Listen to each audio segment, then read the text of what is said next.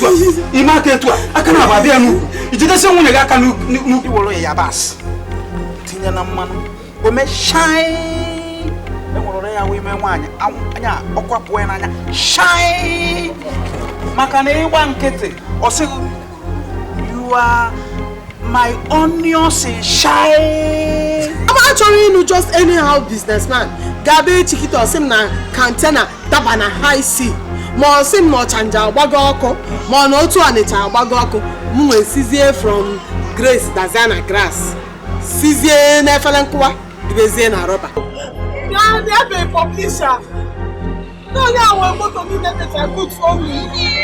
I for you. Iye. Obu ya kidu na tola. Oya kidu na tola no na to. Nye na jugu. Iye kunu ga. Oya re kunu na ya. Oga. Iye re kunu abodo wan. Oya re kunu me se ala ala. Iye.